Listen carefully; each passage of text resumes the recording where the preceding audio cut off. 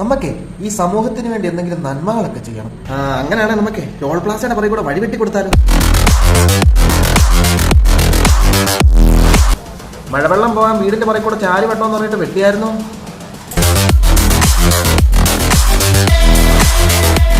നീ നടക്കുന്ന കാര്യം വല്ലതും പറ. എന്നാ വേറെ ഐഡിയ ഉണ്ട്. എന്താ ഐഡിയ? Street photography.